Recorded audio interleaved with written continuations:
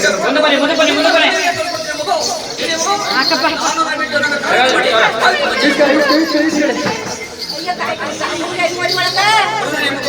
ಒಂದು ಸಾರಿ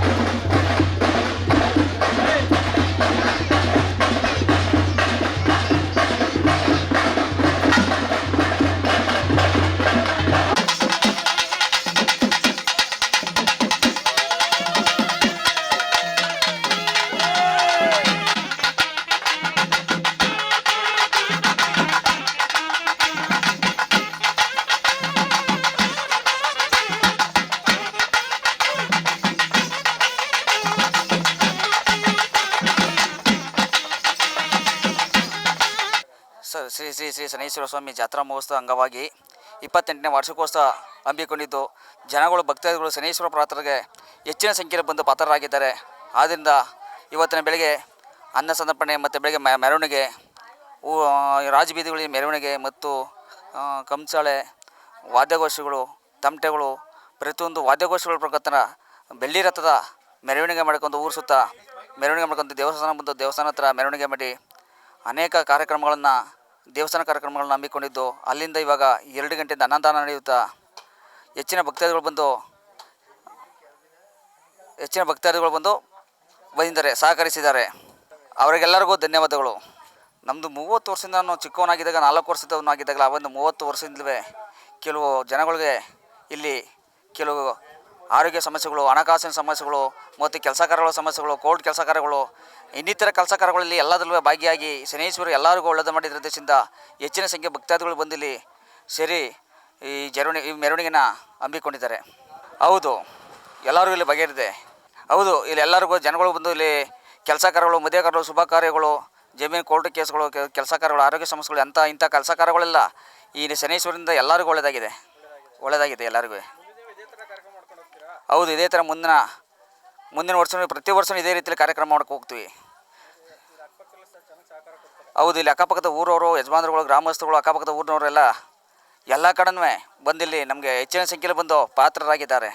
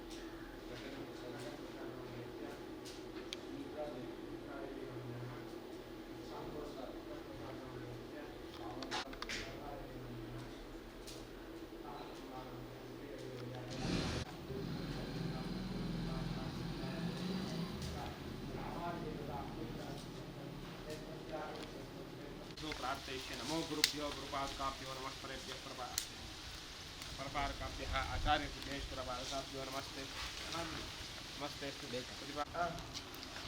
गणानान्तरितमको गणपतिर्जगति गणपतिदेवताभित्यर्थं क्षेत्राभिवृद्धिद्वारा महामृत्युञ्जय छायादेवता प्रसादसिद्ध्यर्थं होमे विनियोगः कुत्कळि अल्लभ्यो समिति कुत्कळि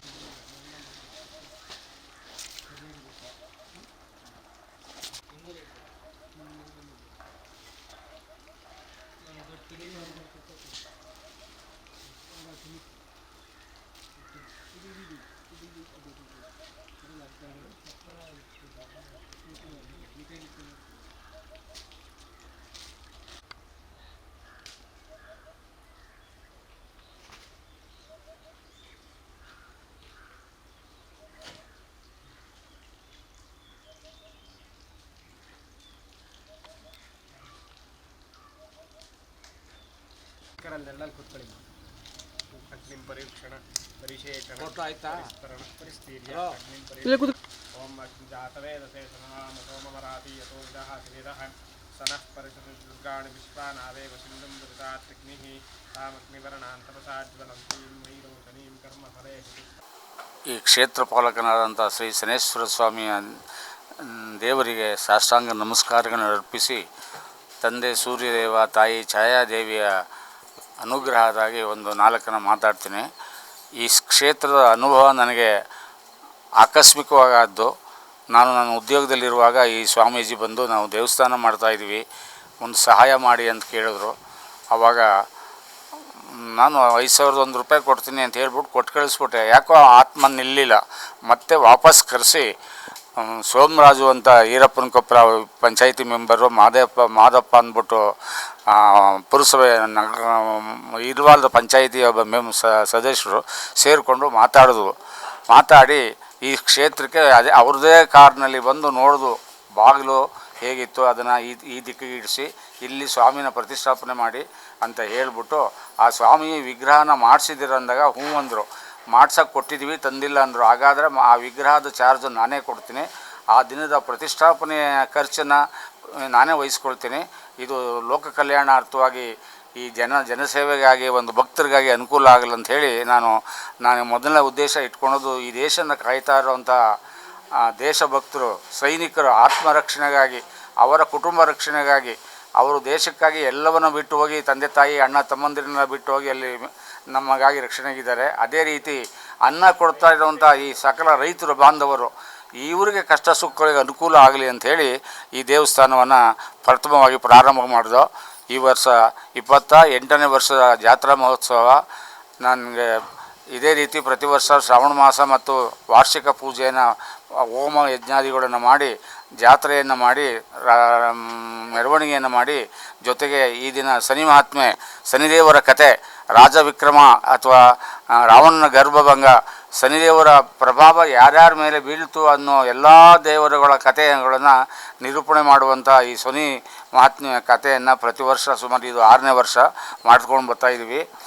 ಹೀಗಾಗಿ ಈ ಕ್ಷೇತ್ರಕ್ಕೆ ಬಂದಾಗ ನನಗೊಂದು ರಾತ್ರಿ ರಾತ್ರಿ ಮಲಗಿರುವಾಗ ನಾವು ಮಲಗಿದ್ದೀವಿ. ನಮ್ಮ ಕಾಲ್ದೊಸಲಿ ಒಂದು ಸರ್ಪ ಹೋಗ್ತಾ ಇದೆ. ಅದು ಎಷ್ಟು ಅಂದರೆ ವಿಮಾನ ಅಥವಾ ಒಂದು ಯಂತ್ರ ಇದರ ಶಬ್ದದಲ್ಲಿ ಹೋಗ್ತಾ ಇದೆ. ಎದ್ದು ನೋಡಿದ್ವು, ಅದು ಸರ್ಪ ಅಂತ ಗೊತ್ತಾಯ್ತ ವಿನ ಅದರ ಗಾತ್ರ ಉದ್ದ ಅಗಲವನ್ನು ನಮ್ಗೆ ಅಳಿಯೋಕ್ಕಾಗಲಿಲ್ಲ. ಮಲಗಿದ್ವು. ಅದಾದಮೇಲೆ ಅರ್ಚಕರು ಬಂದಿದ್ದಾರಲ್ಲ ಅವರಿಗೆ ಆ ದಿನ ಅವರು ಹೊರಗಡೆ ಹೋದಾಗ ಅದು ದರ್ಶನ ಆಗಿದೆ. ಅವರು ಓಡಿ ಬಂದರು, ಸ್ವಾಮಿ ಅದು ಏನು ಗಜಭೂತ ಇದೆ, ಸುಮಾರು 20 ಅಡಿ ಉದ್ದ ಇದೆ, ದಪ್ಪ ಇದೆ, ಅದು 1 ತಲೆಯೋ 5 ತಲೆಯೋ 6 ತಲೆಯೋ ನಮಗೆ ಗೊತ್ತಾಗಲ್ಲ ಅಂದರು. ಹೀಗೆ 3 ಜನ ಪ್ರಕಾಶ್ ಅಂತ ಒಬ್ಬರು 1 ವರ್ಷ ಪೂಜೆಗೆ ಬಂದರು, ಅವರಿಗೆ ಆಗ್ತು. ಅವರು ಸ್ವಾಮಿ ಡಾಕ್ಟ್ರೇ ಒಂದು ನಾಗೇಶ್ವರನ ವಿಗ್ರಹನ ಪ್ರತಿಷ್ಠಾಪನೆ ಮಾಡಿಸಿ ಇಲ್ಲಿ ಏನೋ ವಾರ್ಷಿಕವಾಗಿ ಏನಾದ್ರು ಒಂದು ಅದಕ್ಕೆ ಪೂಜೆ ಆಗಲಿ, ನಿತ್ಯ ಹಾಲಾಭಿಷೇಕ ಆಗಲಿ ಅಂತ ಕೇಳಿಕೊಂಡ್ರು. ಅದರಂತೆ ಅದು ಮಾಡಿದ್ವು. ಅದಾದಮೇಲೆ ನಾರಾಯಣ ಭಟ್ರು ಅಂತ ಅರ್ಕೇಶ್ವರ ಸ್ವಾಮಿ ದೇವಸ್ಥಾನದ ಅರ್ಚಕರು ಬಂದರು. ಅವರು ನವಗ್ರಹಗಳನ್ನ ಪ್ರತಿಷ್ಠಾಪನೆ ಮಾಡಿ ಇಲ್ಲಿ ನನಗೆ ಸರ್ಪ ದರ್ಶನ ಆಯಿತು. ನಾನು ಮಲಗಿದ್ದೆ. ನಾನು ಇನ್ನು ಯಾವಾಗ ಬಂದರೂ ಇಲ್ಲಿ ಮಲಗಲ್ಲ, ಮನೇಲಿ ಮಲಗ್ತೀನಿ. ಅದರ ಭಯಂಕರ ರೂಪ, ಆ ಗಾತ್ರ ಆಧಾರಣ ನಾನು ಹೇಳೋಕ್ಕಾಗಲ್ಲ ಅಂದರು. ಅದೇ ರೀತಿ ಇನ್ನೊಮ್ಮೆ ಮತ್ತೊಮ್ಮೆ ಮಂಗಳಕ್ಕ ಅಂತ ಅವರಿಗೆ ದರ್ಶನ ಆಯಿತು. ಅದು 4 ಅಡಿ ಎತ್ತರವಾಗಿ ನಿಂತ್ಕೊಳ್ತದೆ. ಅದು ಎಷ್ಟು ತಲೆ ಅಂತ ಗೊತ್ತಾಗಲ್ಲ, ಒಂದು ಮಾರು ತಲೆಯ ಅಗಲವಾಗಿರುತ್ತೆ, ಅದರ ತಲೆಯ ಮುಂಭಾಗ ಉದ್ದವಾಗಿದೆ. ಹೀಗಾಗಿ ಈ ಕತೆ ಹೇಗಪ್ಪ ಅಂದರೆ, ಕೃತಯುಗ ಆಗಿ ತ್ರೈತಾಯುಗದ ಮುಗಿದಾಗ ರಾಮಕೃಷ್ಣನಾಗಿ ಅವತಾರ ಮಾಡ್ತಾರೆ. ಅವತಾರ ಮಾಡಿ ದ್ವಾಪರ ಯುಗದಲ್ಲಿ ಕೃಷ್ಣನ ಅಂತ್ಯ ಹಾಗೂ ಅವರ ಗೊಲ್ಲರ ಜನಾಂಗದ ಅಂತ್ಯ ಆಗುವಂಥ ಸಂದರ್ಭದಲ್ಲಿ ಆ ಧರ್ಮ ಸಂಸ್ಕಾರಕ್ಕಾಗಿ ಅಲ್ಲಿ ಗಲಾಟೆ ಆಗುತ್ತೆ. ಮಥುರದಲ್ಲಿ ಗೊಲ್ಲರಿಗೆ ಮತ್ತು ಇತರೆ ಜನಾಂಗಕ್ಕೆ ಜಗಳ ಆಗಿ ಅವು ಗೊಲ್ಲರು ಆ ಜಾಗವನ್ನು ಆ ಮಧ್ಯ ಗಂಗಾ ನದಿ ಬಯಲಿನ ಮತ್ತು ದೆಹಲಿಯ ಭಾಗವನ್ನು ಬಿಟ್ಟು ಎಲ್ಲ ಕಡೆ ಬರ್ತಾರೆ. ಹಾಗೆ ಒಂದು 500 ಜನ ಇರೋ ಒಂದು ಗುಂಪು ಈ ಎಚ್ ಡಿ ಕೋಟೆ ಮೈಸೂರಿನ ಮಧ್ಯಭಾಗದ ಈ ಗೊಲ್ಲರ ಬೀಡು ಅನ್ನೋ ಒಂದು ಸ್ಥಳದಲ್ಲಿ ಅವರು ಸ್ಥಳ ಊರ್ತಾರೆ. ಸ್ಥಳ ಹೋಗಿ ಚಿಕ್ಕ ಚಿಕ್ಕ ಗುಡಿಸಲನ್ನ ಹಾಕ್ಕೊಂಡು ಅವರ ಅಂದಾಜು ಏನಪ್ಪ ಅಂದರೆ, ಸುತ್ತ ಕಾಡಿದೆ, ಕಾಡು ಪ್ರಾಣಿಗಳಿದೆ, ನಮಗೆ ಬೇಕಾಗುವಂಥ ಆಹಾರ, ಹಣ್ಣು ಹಂಪಲುಗಳು, ಜೇನು ಸಿಗುತ್ತೆ, ನಮ್ಮ ದನಗಳು ಮೇಯಲಿಕ್ಕೆ ಯೋಗ್ಯವಾದ ಸ್ಥಳ ಅಂಥೇಳಿ ಗೊಲ್ಲರ ಬೀಡು ಅಂತ ಗುಡಿಸಲು ಹಾಕ್ಕೊಂಡು ಮೊದಲು ಗುಡಿಸಲುಗಳಲ್ಲಿ ರೂಪದಲ್ಲಿ ಈ ಊರು ಪ್ರಾರಂಭ ಆಗುತ್ತೆ. ಒಮ್ಮೆ ಒಂದು ಗುಡಿಸಲಿಗೆ ಬೆಂಕಿ ಬಿದ್ದಾಗ ಆ ಒಳಗಡೆಯಿಂದ ಒಂದು ಸರ್ಪ ಒಂದು ನೇರವಾಗಿ ಓಡಿ ಬರ್ತದೆ. ಆ ಗೊಲ್ಲರು ಆ ಕಡೆಗೆ ಪೂರ್ವಕ್ಕೆ ಹೋದರೆ ಒಂದು ಹಳ್ಳ, ಚಿಕ್ಕ ಗುಂಡಿ, ಪಶ್ಚಿಮಕ್ಕೆ ಬಂದರೆ ಇಲ್ಲೊಂದು ಗುಂಡಿ, ನೀರಿನ ಗುಂಡಿ, ಅವರಿಗೆ ನೀರಿನ ಆಶ್ರಯ ಆಗಿರುತ್ತೆ. ಈಗ ದೇವಸ್ಥಾನ, ಶನಿದೇವರ ದೇವಸ್ಥಾನ ಇರೋ ಪಕ್ಕದಲ್ಲಿ ಒಂದು ಗುಂಡಿ ಇತ್ತು. ಆ ಗುಂಡಿಯಿಂದ ಆ 50 ಗೊಲ್ಲರ ಮನೆಗಳಿಗೆ ನೀರು ಸಪ್ಲೈ ಆಗ್ತಿತ್ತು ಅಂತ ಒಂದು ಭಾವನೆ. ಆ ಸರ್ಪ ಓಡಿ ಬಂದು ಈ ದಳದಲ್ಲಿದ್ದಂಥ ಒಂದು ಮರದ ಬುಡದಲ್ಲಿದ್ದಂಥ ಹುತ್ತದಕ್ಕೆ ಹೋಗುತ್ತೆ ಅಂತ ಹೇಳ್ತಾರೆ. ಹೇಳಿದಾದಾಗ ಈ ರೀತಿ ಇಲ್ಲಿ ಸ್ವಾಮಿಯ ಒಂದು ಪ್ರಾರಂಭವಾಗುತ್ತೆ. ಅಂದರೆ ಶ್ರೀಕೃಷ್ಣನ ಮೇಲೆ ಸ್ವಾಮಿ ಪ್ರಭಾವನ ಬೀರಿದಾಗ, ಶ್ರೀಕೃಷ್ಣನ ಅಂತ್ಯ ಆದಾಗ ಅದರ ಜೊತೆಯಲ್ಲೇ ಸರ್ಪ ರೂಪದಲ್ಲಿ ಗೊಲ್ಲರ ಜೊತೆಯಲ್ಲಿ ಸ್ವಾಮಿ ಇಲ್ಲಿಗೆ ಬರ್ತಾನೆ ಅಂತ ಒಂದು ಭಾವನೆ. ಹಾಗಾಗಿ ಈಗ ಯಾವ ಈ ಶನಿದೇವರ ಸ್ವಾಮಿಯ ಅರ್ಚಕರಾಗಿರುವಂಥ ಸ್ವಾಮಿ ಒಂದು ಮಗು 4 ವರ್ಷದ ಮಗುವಾಗಿರುವಾಗ ಅವ್ರ ತಂದೆ ತಾಯಿ ಆ ಮಗುನ, ಅವರ ಹೆಣ್ಮಕ್ಳು ಅವ್ರನ್ನ ಕರ್ಕೊಬಂದು ಒಂದು ಮರದಡಿಯಲ್ಲಿ ಕೂರಿಸ್ಬಿಟ್ಟು ಹೊಲದಲ್ಲಿ ನಾಟಿ ಆಗ್ತಾ ಇರ್ತಾರೆ. ಹೆಣ್ಮಕ್ಳೆಲ್ಲ ಓಡೋಗ್ತಾರೆ, ಈ ಮಗು ಮಾತ್ರ ಮಲಗಿರುತ್ತೆ. ಮಲಗಿರುವಾಗ ಆ ತಂದೆ ಎದ್ದು ನೋಡ್ತಾರೆ, ಮಗು ಇಲ್ಲ, ಇವರು ಹೆಣ್ಮಕ್ಳು ಇಲ್ಲವೇ, ಅವನಿಲ್ಲ ಅಂತ. ಅವನು ಮಲಗಿದರೆ ಅವನ ತಲೆ ಮೇಲ್ಗಡೆ ನಮ್ಮ ದೇಹದ ಮೇಲೆ ಸುತ್ತಕೊಂಡು ಒಂದು ಸರ್ಪ ಆಡ್ತಾ ಇರ್ತದೆ. ತಕ್ಷಣ ಆ ಸ್ವಾಮಿ ಅವರು ಗಲಾಟೆ ಮಾಡಲ್ಲ. ಅಯ್ಯೋ ಈಗ ಸರ್ಪ ಆಡ್ತಾ ಇದೆ, ಏಳ್ಸಕ್ಕೆ ಹೋದರೆ ಕಚ್ಚಿಬಿಟ್ರೆ ನನ್ನ ಇರೋ ಮಗ ಹೋಗ್ತಾನೆ, ಏನು ಮಾಡೋದು, ನೋಡೋಣ ಸ್ವಲ್ಪ ಹೊತ್ತು ಅಂಥೇಳಿ ಅವರು ಮೌನವಾಗ್ತಾರೆ. ಎಲ್ಲರಿಗೂ ಹೇಳ್ತಾರೆ ಕೆಲಸದವ್ರಿಗೆ, ಯಾರೂ ಗಲಾಟೆ ಮಾಡಬೇಡಿ ಅಂತ. ಅರ್ಧ ಗಂಟೆ ಅದು ಬಂದು ನೋಡಿದಾಗ ಆ ಸರ್ಪ ಇರಲ್ಲ, ಸ್ವಾಮಿ ನಿದ್ದೆ ಮಾಡ್ತಾ ಇರ್ತಾನೆ. ಆ ಮಗುನ ಎತ್ಕೊಂಡು ಹೋಗಿ ಅವಾಗ ನೀರೆಲ್ಲ ಕುಡಿಸಿ, ತಡಿ ಏನು ಮಗು ಎಚ್ಚರಾಗಿದ್ದಾನೋ ಇಲ್ವೋ, ಏನಾದ್ರು ಹಾವು ಕಡ್ದಿದೆ ಅಂತ ನೋಡ್ತಾರೆ, ಏನಿಲ್ಲ. ಹಾಗಾಗಿ ಆ ಸ್ವಾಮಿ ಹಾಗೆ 4 ವರ್ಷದ ಬಾಲಕನ ತಲೆ ಕೂದಲು ಅದಾದ ಮೇಲೆ ಉದ್ದದ ಜಡೆ ರೂಪದಲ್ಲಿ ಪ್ರಾರಂಭ ಆಗುತ್ತೆ. ಅದೇ ರೀತಿ ಇನ್ನೊಮ್ಮೆ ಅದೇ ಹೊಲದ ಹತ್ರ ಕೆಲಸ ಮಾಡುವಾಗ ಇನ್ನೊಮ್ಮೆ ಆ ಮಗುನ ಅಲ್ಲಿ ಮಲಸಿ ಅವರು ಕೆಲಸ ಮಾಡ್ತಾ ಇರ್ತಾರೆ. ಆಗಲೂ ಸರ್ಪ ಬಂದು ಎದೆ ಮೇಲೆ ಆಡ್ತಾ ಇರ್ತದೆ, ಕೈಗೂ ಆಡಿಸ್ತಾ ಇರ್ತಾನೆ ಮಗು. ನಿದ್ದೆ ಕೈಲಿ ಆಡಿಸಿ ನೋಡ್ತಾರೆ, ಏನಾದ್ರು ಮಗು ಆಡಿಸಿ ಅದು ಎಡೆ ಬಡೆ ಹೊಡೆದು ಏನಾರು ಕಚ್ಚಿಬಿಟ್ಟಿದ್ಯೋ ಏನೋ ಗೊತ್ತಿಲ್ವೋ ಅಂತ ಹೇಳಿ ಅದು ಸ್ವಲ್ಪ ಹೊತ್ತಾದಮೇಲೆ ಬಂದು ನೋಡ್ತಾರೆ, ಸರ್ಪ ಇರಲ್ಲ, ಮಗು ಮಲಗಿರುತ್ತೆ. ಹೀಗಾಗಿ ಅಂದಿನಿಂದ 5 ವರ್ಷದ ಮಗುನ ಮೇಲೆ ಶನಿಯ ಪ್ರಭಾವ ಪ್ರಾರಂಭವಾಗಿ ಇವತ್ತಿನವರೆಗೆ ಈ ಮಟ್ಟಕ್ಕೆ ಬಂದಿದೆ. ಒಂದು ಸಣ್ಣ ಗುಡಿಸಲು ಮೊದಲು ದೇವಸ್ಥಾನ, ಅದಾದಮೇಲೆ ಒಂದು ತಗಡು ಸೀಟಿನ ಮನೆ, ಇವಾಗ ಒಂದು ಸಾಮಾನ್ಯವಾಗಿ ದೇವಸ್ಥಾನ ಆಗಿದೆ. ಇಲ್ಲೊಂದು ತಾನಾಗಿಯೇ ಅರಳಿ ಮರ ಹುಟ್ಟಿದೆ, ಅದರ ಮುಂದೆ ತಾರೆ ಮರ ಇದೆ. ಅರಳಿ ಮರದ ಪಕ್ಕ ಒಂದು ಬೇವಿನ ಮರ ಇದೆ. ನಾನು ಬಂದು ಇಲ್ಲಿ ದೇವಸ್ಥಾನ ಮಾಡಿದ 3ನೇ ವರ್ಷದಲ್ಲಿ ಆ ಅರಳಿ ಮರ ಬೇವಿನ ಮರಕ್ಕೂ ಕಲ್ಯಾಣ ಮಾಡಿಸ್ತು. ಗಿರಿಜಾ ಕಲ್ಯಾಣವನ್ನು ಮಾಡಿ ಅದನ್ನು ಮದುವೆನೂ ಮಾಡಿದ್ವು. ನಮಗೂ ಸುಖ ಶಾಂತಿ ಸಂತೋಷವನ್ನು ಕೊಟ್ಟಿದ್ದಾನೆ. ಕಷ್ಟ ಕೊಡ್ತಿರ್ತಾನೆ, ಸುಖನೇ ಏನು ಕೊಡ್ಲಿಕ್ಕೆ ಸಾಧ್ಯ ದೇವರು? ಸುಖ ಕೊಟ್ಟರೆ ನಮ್ಮನ್ನು ಹಿಡ್ಲಿಕ್ಕಾಗುತ್ತಾ? ನಾನೇ ದೇವರಾಗಿಬಿಡ್ತೀವಿ. ಕಷ್ಟದ ಜೊತೆಗೆ ಸುಖ ಕೊಡ್ತಾ ಇದ್ದಾನೆ, ಸುಖದ ಜೊತೆಗೆ ಕಷ್ಟವನ್ನು ಕೊಡ್ತಾ ಇದ್ದಾನೆ. ಈಗ 6ನೇ ವರ್ಷದ ನಾಟಕ ಇದು. ಇದಾದ ಮೇಲೆ ಹೀಗೆ ಬೆಳ್ಕೊಂಡು ಬಂದು ಈ ಥರ ಆಗಿದೆ. ಅದು ಗೊಲ್ಲರ ಬೀಡು ಇವತ್ತು ಮುದ್ದೇನಹಳ್ಳಿ ಮುದ್ದಯ್ಯನ ಹುಂಡಿ ಎಂದು ನಾಮಕರಣವಾಗಿದೆ. ಒಂದು 18 ಹಳ್ಳಿಯ ಕೇಂದ್ರ ಬಿಂದುವಾಗಿದೆ. ಅನೇಕ ಸಿಟಿಯಿಂದ ಬಸ್ಸು ಬರ್ತದೆ. ಇಲ್ಲಿಗೆ ಬರುವಂಥ ಭಕ್ತರು ಕರ್ನಾಟಕದಿಂದ ಬರ್ತಾರೆ, ಕೇರಳದಿಂದ ಬರ್ತಾರೆ, ತಮಿಳುನಾಡಿನಿಂದ ಬರ್ತಾರೆ, ಮರಾಠೀಸ್ ಬರ್ತಾರೆ. ಹೀಗೆ ಮುಸ್ಲಿಮ್ ಸಹ ಇಲ್ಲಿ ಬಂದು ದೇವರಿಗೆ ಪ್ರಾರ್ಥನೆ, ಮಕ್ಕಳಿಗೆ ಹುಷಾರಿಲ್ಲದೆ ಇದ್ದಾಗ ಯಂತ್ರ ಮಂತ್ರವನ್ನು ಮಾಡಿಸ್ಕೊಂಡು ಹೋಗ್ತಾರೆ. ಹೀಗಾಗಿ ಕ್ಷೇತ್ರದ ಮಹಿಮೆ ದಿನೇ ದಿನೇ ಬೆಳೀತಾ ಇದೆ. ಇವತ್ತು ಆ ಸ್ವಾಮಿಯ ಇದರಿಂದ 4-6 ಸಾವಿರ ಜನಕ್ಕೆ ಅನ್ನದಾನ ಆಗ್ತಾಯಿದೆ. ಮಕ್ಕಳು, ವಯಸ್ಸಾದವರು, ಮುದುಕರು, ಇದು ಇಲ್ಲಿಗೆ ಬರೋರು, ಮಕ್ಕಳಿಲ್ಲದವರು, ಮದುವೆ ಆಗದೆ ಇದ್ದಂಥವರು, ಗೋಗಳಿಗೆ ಹುಷಾರಿಲ್ಲ, ಮನೆ ಕರುಗಳಿಗೆ ಹುಷಾರಿಲ್ಲ, ಅಥವಾ ನಮ್ಮ ಮಕ್ಳಿಗೆ ಹುಷಾರಿಲ್ಲ, ನಮ್ಗೆ ಏನೋ ಕೆಲಸ ಬೇಕು, ನನ್ನ ಮಗ ಸರಿಯಾಗಿ ಓದ್ತಾ ಇಲ್ಲ, ನಮ್ಮ ಮಗುನ ಮೇಲೆ ಯಾವುದೋ ಒಂದು ರೀತಿಯ ದಯ್ಯ ಏನೋ ಅವನಿಗೆ ವ್ಯಥೆ ಆಗ್ತಾ ಇದೆ, ಹೆಣ್ಮಗುಗೆ ದಯವಿಟ್ಟು ಏನು ನೋಡಿ ಬಿಡಿಸ್ಕೊಡಿ ಅಂತೆಲ್ಲ ಬರ್ತಾರೆ. ಅಂಥವೆಲ್ಲ ಅನೇಕವು ಬಂದು ಇಲ್ಲಿ ನನ್ನ ಹತ್ರ ಬಂದು ಕೇಳ್ತಾ ಇದ್ದಾರೆ. ಇವತ್ತು ಅವಳಮ್ಮ ಬಂದಿದ್ದಾಳೆ. ಅವಳು ಮದುವೆ ಮಾಡೋದು ಹೆಣ್ಮಗುಗೆ ಗಂಡನ ಮನೆಗೆ ಹೋದ್ಮೇಲೆ ದೈ ಹಿಡ್ಕೊಂಡು ಅದು ಭಾಳ ಚಿಂತಾಜೀಸಲ್ಲಿರುವಾಗ ಎಲ್ಲೆಲ್ಲೋ ದೇವಸ್ಥಾನಗಳ್ಗೆ ಹೋಗಿ ಎಲ್ಲೋ ಆಗದೇ ಯಾರೋ ಒಬ್ಬ ಹೋಟ್ಲಲ್ಲಿ ಕೂತ್ಕೊಂಡು, ಇಲ್ಲ ರೀ ಇಲ್ಲಿ ಹೋಗಿ ಅವ್ರೇನು ದುಡ್ಡು ತೊಗೊಳ್ಳಲ್ಲ, ಈ ದಯ್ಯನ ಗ್ಯಾರಂಟಿ ಬಿಡಿಸ್ಕೊಡ್ತಾರೆ, ನಿಮ್ಮ ಮಗಳಿಗೆ ಒಳ್ಳೆಯದಾಗುತ್ತೆ ಅಂತ ಹೇಳಿದ್ರು ಅಂತ ಬಂದರು. ಅವರು ಸಹ ಇಲ್ಲಿ ಬಂದಿದ್ದಾರೆ. ಆ ತಾಯಿ, ಏನಮ್ಮ ಕೊಟ್ಟೆ ಅಂದರೆ, ನನ್ನ ಕೈಲಿ ಏನಾಗುತ್ತಪ್ಪ, ಏನೋ ಎಣ್ಣೆ ಬತ್ತಿ ಅದು ಇದು ಕೊಟ್ಟಿದ್ದೀನಿ, ಏನೋ ದೇವರು ಒಳ್ಳೇದು ಮಾಡಿದ್ದಾನೆ, ಈಗ ನನ್ನ ಮಗಳಿಗೆ ದಯ್ಯ ಬರ್ತಾ ಇಲ್ಲ, ಮಕ್ಕಳಾಗಿದೆ, ಗಂಡ ಹೆಂಡತಿ ಭಾಳ ಚೆನ್ನಾಗಿದ್ದಾರೆ, ಅತ್ತೆ ಮನೆ ಒಳಗೆ ಚೆನ್ನಾಗಿದ್ದಾಳೆ, ಏನೋ ನನ್ನ ಕಣ್ಣು ಬಿಟ್ಟರೆ 1 kg ಅರ್ಧ kg ಬೆಲೆ ಬಾಳದ ಒಂದು ಬೆಳ್ಳಿ ತಟ್ಟೆಯನ್ನು ಮಾಡಿಸಿ ಸ್ವಾಮಿ ಸನ್ನಿಧಿಗೆ ಪೂಜೆಗೆ ಅಥವಾ ಇದನ್ನು ಇಡೋವಂಥದ್ದಕ್ಕೆ ನಾನು ಮಾಡಿಕೊಡ್ತೀನಿ ಅಂತ ಹೇಳ್ತಾ ಇದ್ದಾಳೆ. ಈ ಥರ ಭಕ್ತಾದಿಗಳು ಇಲ್ಲಿಗೆ ಬಂದವರು ಅನೇಕ ಜನ ಸಬ್ ಇನ್ಸ್ಪೆಕ್ಟರ್ ಆಗಿದ್ದಾರೆ. ಈಗ ಉದಾಹರಣೆಗೆ GT ದೇವೇಗೌಡರು ಇಲ್ಲಿ ಪ್ರಥಮವಾಗಿ ಬಂದು ಓಪನ್ ಮಾಡಿದ್ರು, ಗೆದ್ದರು. ಸಾರಾ ಮಹೇಶ್ ಬಂದರು, ಗೆದ್ದರು. HD ಕೋಟೆ ಚಿಕ್ಕಮಾದ್ ನಾಯಕರು ಬಂದರು, ಗೆದ್ದರು. ಹೀಗೆ ಅನೇಕ ರಾಜಕಾರಣಿಗಳು ಬಂದಿದ್ದಾರೆ, ತಜ್ಞ ವೈದ್ಯರು ಬರ್ತಿರ್ತಾರೆ, ಶಿಕ್ಷಕರಂತೂ ಜಾಸ್ತಿ ಇಲ್ಲಿ ಬಂದು ತಮಗೆ ಮಕ್ಕಳಿಗೆ ಅನುಕೂಲ ಆಗಲಿ, ತನ್ನ ಶಾಲೆಗೆ ಹೆಸರು ಬರಲಿ ಅಂತೆಲ್ಲ ಕೇಳ್ಕೊಂಡು ಹೋಗ್ತಿರ್ತಾರೆ. ಈಗ ಇದು ನಮ್ಮ ಉದ್ದೇಶ, ನಮ್ಮ ರಾಷ್ಟ್ರವನ್ನು ರಕ್ಷಣೆ ಮಾಡ್ತಾ ಇರುವಂಥ ಸೈನಿಕರು, ಅವರ ಮನೆಗಳಿಗೆ, ಮಕ್ಕಳು ಮರಿಗೆ, ತಂದೆ ತಾಯಿಗಳಿಗೆ ಒಳ್ಳೆಯದಾಗಬೇಕು. ನಮಗೆ ಅನ್ನ ಕೊಡುವಂಥ ರೈತರು, ಸುತ್ತಮುತ್ತಲಿ ರೈತರು, ಕರ್ನಾಟಕ ರಾಜ್ಯದ ಎಲ್ಲ ರೈತ ಬಾಂಧವರಿಗೆ ಒಳ್ಳೆಯದಾಗಲಿ, ಭಕ್ತರಿಗೆ ಒಳ್ಳೆಯದಾಗಲಿ, ಇಲ್ಲಿ ಬರೋರಿಗೆಲ್ಲ ಅವ್ರು ಬಂದ ಆಸೆ ಆಕಾಂಕ್ಷೆಗಳು ಈಡೇರಲಿ ಅಂತ ನಾನು ಸ್ವಾಮಿಯಲ್ಲಿ ಪ್ರಾರ್ಥನೆ ಮಾಡಿಕೊಂಡು ನನ್ನ 4 ಮಾತನ್ನು, ನನ್ನ ಅನುಭವವನ್ನು ತಿಳಿಸ್ತಾ ಇದ್ದೀನಿ. ನನಗೆ ಇಲ್ಲಿ ಆದಂಥ ಅನುಭವದಿಂದ, ಉದಾಹರಣೆಗೆ ನನ್ನ ಹೆಂಡತಿ ಮಗಳಿಗೆ ಬೈಸ್ಕಲ್ ಗುದ್ದರೆ ಸತ್ತೋಗ್ತಾರೆ, ಮೋಟ್ರ್ ಬೈಕ್ ಗುದ್ದರೆ ಸತ್ತೋಗ್ತಾರೆ.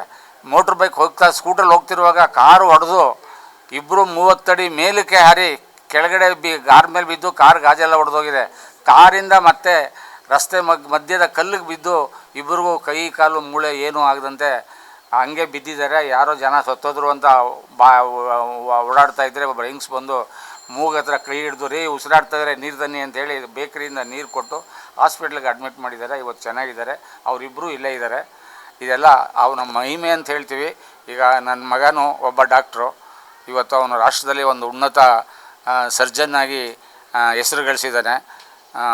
ಒಂದು ವಿಭಾಗದಲ್ಲಿ ಅವನು ದೇಶದ ಪ್ರಥಮ ವೈದ್ಯ ಅನ್ನೋ ಹೆಸರನ್ನು ಹೆಗ್ಗಳಿಕೆಯನ್ನು ಗಳಿಸಿದ್ದಾನೆ. ನನ್ನ ಮಕ್ಕಳು ಒಬ್ಬಳು ಡೆಂಟಲ್ ಓದ್ತಾ ಇದ್ದಾಳೆ, ಒಬ್ಬ ಫಾರ್ಮಾದಲ್ಲಿ ಫಾರ್ಮಾ ಮಾಡಬೇಕು ಅಂತ ಓದ್ತಾ ಇದ್ದಾನೆ. ಹೀಗೆ ಹೇಗೋ ಜೀವನವನ್ನು ಮಾಡ್ತಾಯಿದ್ದೀವಿ. ನಾನು KR ನಗರದಲ್ಲಿ ನಾನು ಹಳ್ಳಿಯ ಗ್ರಾಮಾಂತರ ಪ್ರದೇಶದಲ್ಲಿ ಹುಟ್ಟು ಬಂದವನು, ಸ್ವಾಮಿಯ ಭಕ್ತ ಅಷ್ಟೇ. ಸ್ವಾಮಿಯ ಭಕ್ತ, ಆಕಸ್ಮಿಕವಾಗಿ ಸ್ವಾಮಿಯ ಸೇವೆ ಸಿಕ್ತು, ಅದನ್ನು ಇರೋರಿಗೆ ಮಾಡ್ಕೊಂಡು ಹೋಗಬೇಕು ಅನ್ನೋ ಒಂದು ಹಂಬಲದಲ್ಲಿ ನನ್ನ ಕೈಲಾದ ಸೇವೆಯನ್ನು ನಾನು ಮಾಡ್ಕೊಂಡು ಹೋಗ್ತಾಯಿದ್ದೀನಿ. ನನ್ನ ಹೆಸರು ಡಾಕ್ಟರ್ MK ದೇವೇಂದ್ರ ಕುಮಾರ್. ನನ್ನ ಮಿಸ್ಸಸ್ ಹೆಸರು ಡಾಕ್ಟರ್ KR ಭಾಗ್ಯಲಕ್ಷ್ಮಮ್ಮ. ನನ್ನ ಮಗಳು ಸುಮಿತ್ರಾದೇವಿ. ನನ್ನ ಮಗ ಡಾಕ್ಟರ್ ನಾಗೇಂದ್ರ ಪ್ರಸಾದ್. ಇನ್ನೊಬ್ಬ ಡಾಕ್ಟ್ರ್ ಇದ್ದ, ಅವನು ಇಂಗ್ಲೆಂಡಲ್ಲಿ ರಷ್ಯಾದಲ್ಲಿದ್ದ, ಅವನು ಬಂದು ಸತ್ತೋಗ್ಬಿಟ್ಟ. ಅವನ ಹೆಸರು MD ವಿಜಯ್ ಕುಮಾರ್ ಅಂತ. ಹೀಗೆ ಬಡ ಕುಟುಂಬದಲ್ಲೇ ಹುಟ್ಟಿದ್ರು, ಬಡತನದಲ್ಲಿ ದೈವ ಸೇವೆಯನ್ನು ನಾವು ಮಾಡ್ಕೊಂಡು ಹೋಗ್ತಾಯಿದ್ದೀವಿ. ದೇವರು ಇಲ್ಲಿ ಬರೋ ಭಕ್ತಾದಿಗಳಿಗೆ ಹೆಚ್ಚು ಶ್ರೇಯಸ್ಸನ್ನು, ಸುಖ, ಸಂತೋಷ, ಶಾಂತಿಯನ್ನು ಕೊಡಲಿ. ಜಗತ್ತಿಗೆ ಒಳ್ಳೆ ಮಳೆ ಬೆಳೆಯಾಗಲಿ. ಪಶು ಪಕ್ಷಿ ಪ್ರಾಣಿಗಳಿಗೆ, ಗೋವುಗಳಿಗೆ ಆಹಾರ ನೀರು ಸಕಾಲಕ್ಕೆ ದೊರೀಲಿ ಅಂತ ಸ್ಥಿತಿ ದೊರೀಲಿ ಅಂತ ನಾನು ಆ ಸ್ವಾಮಿಯಲ್ಲಿ ಮತ್ತೊಮ್ಮೆ ಮಾಡ್ಕೋತಾ ಇದ್ದೀನಿ. ಸ್ವಸ್ತಿ ನೋ ಬೃಹಸ್ಪತಿರ್ದಧಾತು. ಓಂ ತತ್ಸಯೋರಾಗೃಣೀಮಹೇ ಗಾತುಂ ವಿಜ್ಞಾಯ ಗಾತುಂ ವಿಘ್ನಪಥಯೇ ದೈವೀಃ ಸ್ವಸ್ತಿರಸ್ತುನಃ ಸ್ವಸ್ತಿರ್ಮಾನುಷೇಭ್ಯಃ ಊರ್ಧ್ವಂ ಜಗಾತು ಭೇಷಜಂ ಷಣ್ಣೋ ಓಂ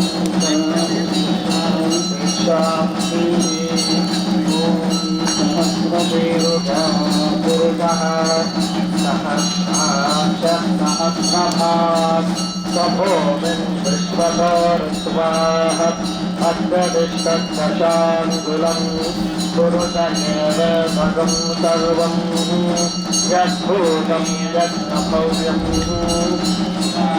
तत्त्वज्ञानः यदन्येनातिरोधति एतावानस्य महिमा अतो गच्छभूतः पादोः स्नेहापमात् पुनः ततो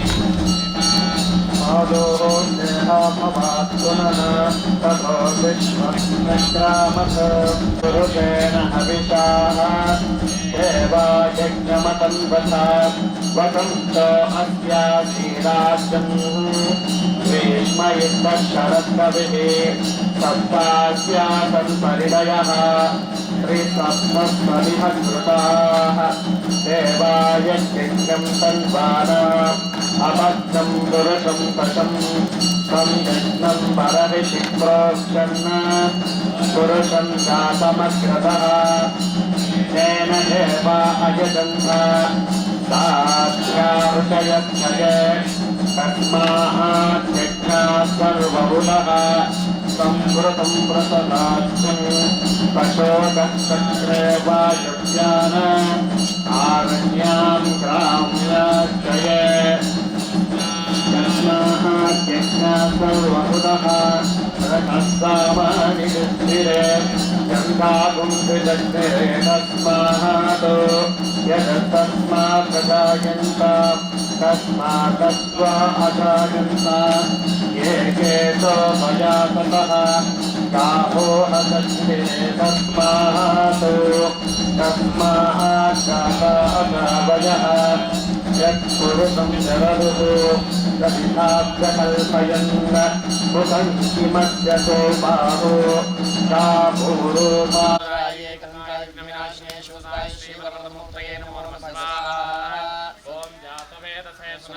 सोमराती यतोरिदः दिवेरः सदः पर्षदर्गाढिश्वानावे वसन्तं दुरिताग्निः स्वाहा ॐ कात्यायनाय विद्महे कन्याकुमारी धीमहि तन्नो धुरी प्रचोदयात् स्वाहा देवास्तामिष्टरूपाः प्रशोभन्ते दानो मन्द्रेषु मूर्तिन्दुहानाधिनिर्वाकस्मान् वसुष्टुतैतो स्वाहा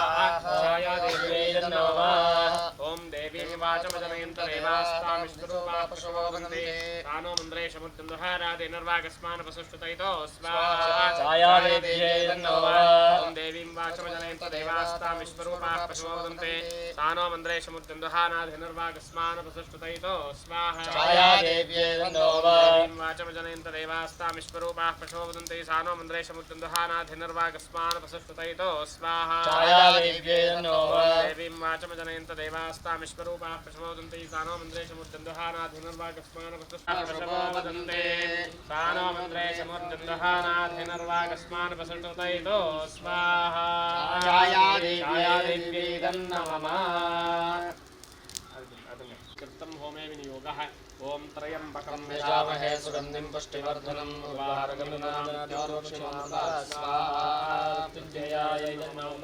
यजामहे सुगन्धिं पुष्टिवर्धनम् स्वाहा ओम त्र्यंबकं यजामहे सुगन्धिं पुष्टिवर्धनम् स्वाहा ओम त्र्यंबकं यजामहे सुगन्धिं पुष्टिवर्धनम् स्वाहा ओम त्र्यंबकं यजामहे सुगन्धिं पुष्टिवर्धनम्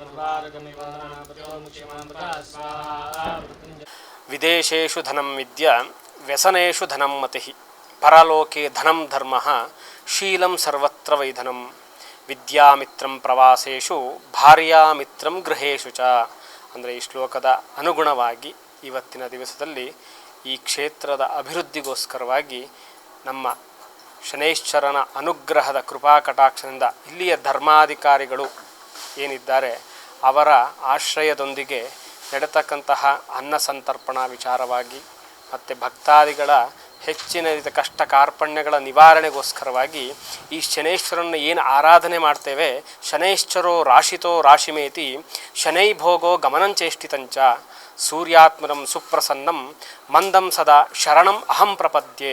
ಆತ ಎಷ್ಟು ಕ್ರೂರವಾಗಿರ್ತಾನೋ ಅಷ್ಟೇ ಸೌಮ್ಯವಾಗಿರ್ತಾನೆ.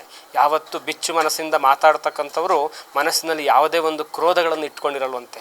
ಅದೇ ರೀತಿಯಲ್ಲಿ ಆ ಶನೈಶ್ವರನು ಕೂಡ ಭಕ್ತಾದಿಗಳಿಗೆ ಅನುಗ್ರಹವನ್ನು ನೀಡ್ತಾನೆ. ಆದರೆ ಭಕ್ತಾದಿಗಳಲ್ಲಿ ಏನು ಕೇಳ್ತಾನೆ ಅವನು ಅಂತಂದರೆ ಪರಿಪೂರ್ಣವಾದಂತಹ ನಿಷ್ಕಲ್ಮಶವಾದಂಥ ಭಕ್ತಿಯನ್ನು ಕೇಳ್ತಾನೆ. ಅದೇ ರೀತಿಯಲ್ಲಿ ಆ ಶನೈಶ್ವರನ ಕೃಪೆಗೆ ಪಾತ್ರರಾಗಿರ್ತಕ್ಕಂತಹ ಈ ಕ್ಷೇತ್ರದ ಧರ್ಮಾಧಿಕಾರಿಗಳು ಆಗಿರತಕ್ಕಂತಹ ನಮ್ಮ ಡಾಕ್ಟ್ರು ದೇವೇಂದ್ರ ಗುಪ್ತಾರವರ ಅನುಗ್ರಹದಿಂದ ಈ ಕ್ಷೇತ್ರವು ಇನ್ನೂ ಹೆಚ್ಚಿನ ರೀತಿಯಲ್ಲಿ ಬೆಳಗಲಿ ಅಂತ ಕೇಳ್ಕೊಳ್ತಾ ಅವರು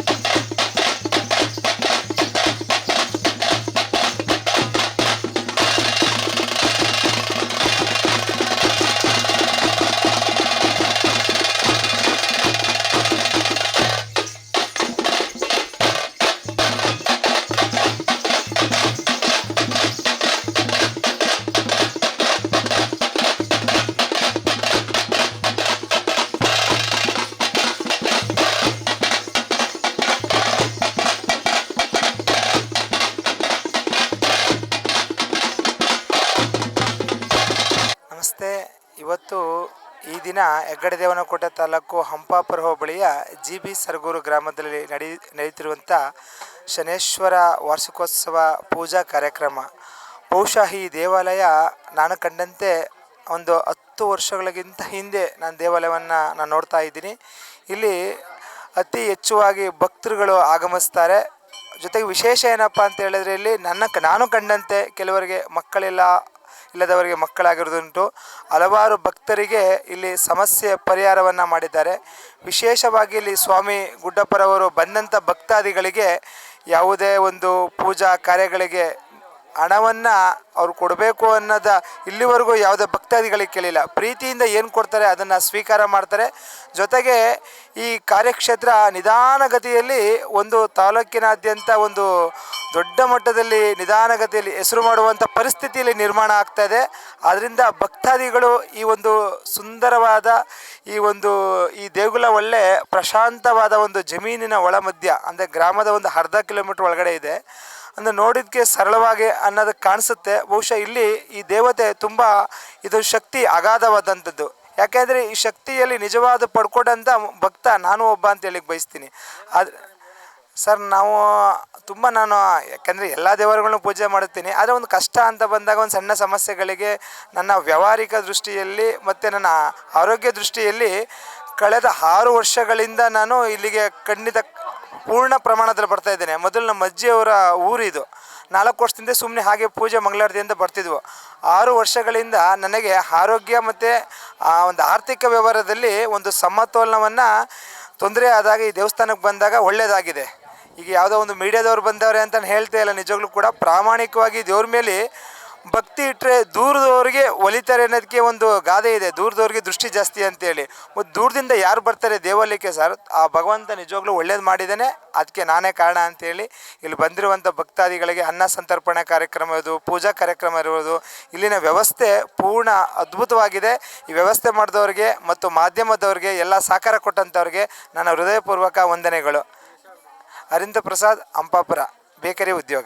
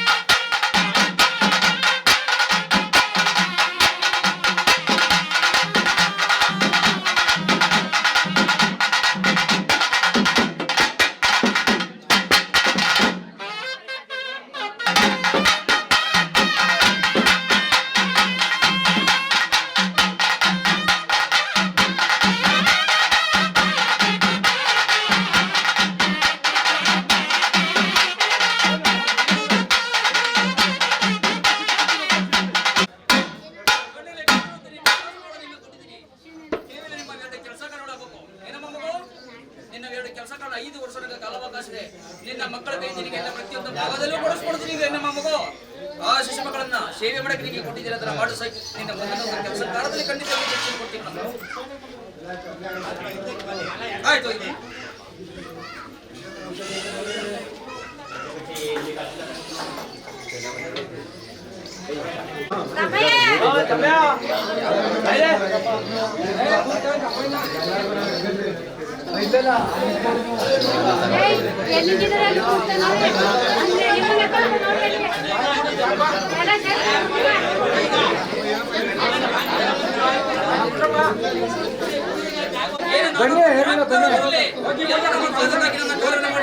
ಒಂದು ಮಹಿಳಮ್ಮನಿಗೆ ಚುಂಬನ ಮಾಡೋದು ನಿಮ್ಮ ಕೆಲಸ ಯಾವ ದುಷ್ಟಶಕ್ತಿ ನಡೀತಾರೋ ಕೇವಲ ಮುಂದೆ ಬನ್ನಿ ಮುಂದೆ ಬನ್ನಿ ಮುಂದೆ ಬನ್ನಿ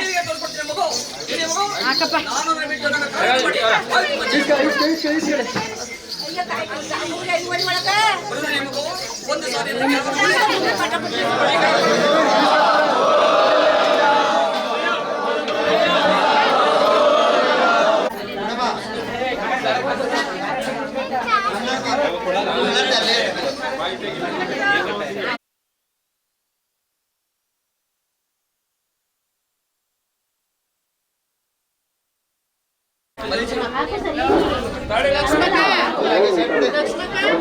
ಪೂಜೆ ತಗೊಳ್ಳಿ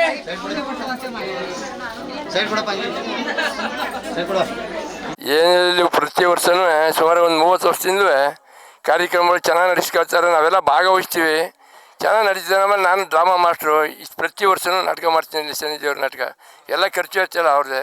ಭಗವಂತ ಎಲ್ರಿಗೂ ಒಳ್ಳೇದು ಮಾಡೋನೆ, ಯಾಕೆ ನಿಮಗೂ ನಮಗೆಲ್ಲ ಒಳ್ಳೇದು ಮಾಡಲಿ ಅಂತ ನಾವು ಆಶಿಸ್ತೇವೆ.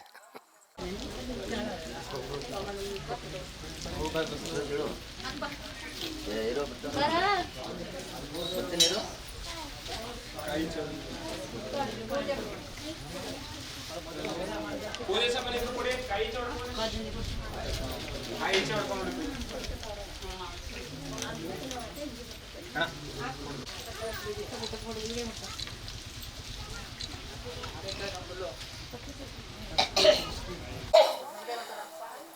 HD ಕೋಟೆ ತಾಲೂಕಿನ GB ಸರ್ಗೂರು ಮುದ್ದೇನಗುಂಡಿ ಗ್ರಾಮಕ್ಕೆ ಸೇರಿದಂತಹ ಶನೇಶ್ವರ ಸ್ವಾಮಿ, ಇದು 25 ವರ್ಷ ಕಾಲಗಳಿಂದ ಉತ್ತಮವಾದ ರೀತಿಯಲ್ಲಿ ಜನರ ಸೇವೆಗಾಗಿ ಭಗವಂತನ ಒಂದು ಕೃಪಾ ಕಟಾಕ್ಷದಿಂದ ನಮ್ಮ ಸ್ವಾಮಿ ಬುದ್ಧಿಯವರ ಮಾರ್ಗದರ್ಶನದಲ್ಲಿ ಜನರ ಎಲ್ಲರ ಒಳಿತಿಗಾಗಿ ಹಾಗೂ ನಮ್ಮ ಒಳಿತಿಗಾಗಿ ಗುರುಗಳ ಮಾರ್ಗದರ್ಶನದಲ್ಲಿ ತುಂಬ ವರ್ಷಗಳಿಂದ ಅತ್ಯುತ್ತಮವಾದ ರೀತಿಯಲ್ಲಿ ಈ ಕಾರ್ಯಕ್ರಮಗಳನ್ನು ಹಮ್ಮಿಕೊಂಡು ಜಾತ್ರೆ, ಹೋಮ, ವಿವಿಧ ರೀತಿಯ ಕಾರ್ಯಕ್ರಮಗಳನ್ನು ಮಾಡಿ ಜನರಿಗೆ ದೇವರಲ್ಲಿ ಭಕ್ತಿ ವಿನಯವನ್ನು ಮೂಡಿಸಿ ಎಲ್ಲರಿಗೂ ಕಷ್ಟ ಕಾಲದಲ್ಲಿ ಪ್ರತಿಕ್ರಿಯಿಸುತ್ತಿರುವಂತಹ ಸ್ವಾಮಿ ಬುದ್ಧಿಯವರು ತುಂಬ ಕಾಲದಿಂದನೂ ಅತ್ಯುತ್ತಮವಾದ ರೀತಿಯಲ್ಲಿ ಪರಂಪರೆಯ ಪರವಾಗಿಯೇ ಮಾಡುತ್ತಿದ್ದಾರೆ ಎಂದು ನಾನು ಭಾವಿಸ್ತೇನೆ. ಏನಂದರೆ ಇವತ್ತಿನ ಕಾಲದಲ್ಲಿ ಎಲ್ಲ ದುಡ್ಡಿನ ಮೊರೆ ಹೋಗ್ತಾ ಇದ್ದಾರೆ. ಭಗವಂತ ನಮಗೇನು ಕೊಟ್ಟಿದ್ದಾನೆ, 3 ಹೊತ್ತು ಅನ್ನ ತಿನ್ನುವಂತಹ ಋಣವನ್ನು ತೀರಿಸೋಕ್ಕೋಸ್ಕರನಾಗಿ ನಾವು ಈ ಕಾರ್ಯಕ್ರಮದಲ್ಲಿ ಭಾಗವಹಿಸಬೇಕು, ಒಂದಷ್ಟು ಜನಗಳಿಗೆ ಅನುಕೂಲ ಆಗಲಿ, ದೇವರಲ್ಲಿ ಭಕ್ತಿ ಮೂಡಲಿ ಅನ್ನೋ ಒಂದು ವಿಶ್ವಾಸದಲ್ಲಿ ಮುಂದಾಳತ್ವವನ್ನು ವಹಿಸಿಕೊಂಡು ಸಾವಿರಾರು ಭಕ್ತರನ್ನು ಜನಗಳನ್ನು ಸೇರಿಸಿ ಈ ಕಾರ್ಯಕ್ರಮವನ್ನು ಹಮ್ಮಿಕೊಂಡಿದ್ದಾರೆ. ಇದಕ್ಕೆ ನನ್ನ ಕಡೆಯಿಂದ ಹೃತ್ಪೂರ್ವಕವಾದ ಅಭಿನಂದನೆಗಳನ್ನು ಗುರುಗಳಿಗೆ ತಿಳಿಸಲು ನಾನು ಈ ಸಮಯದಲ್ಲಿ ಬಯಸುತ್ತೇನೆ.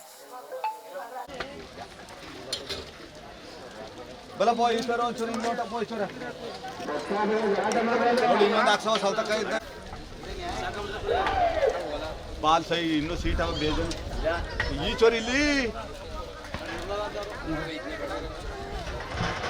ನನಗೆ ಏನು ಬಡಿದೆ ಒಂದು ಬಿರಿಯಾನಿ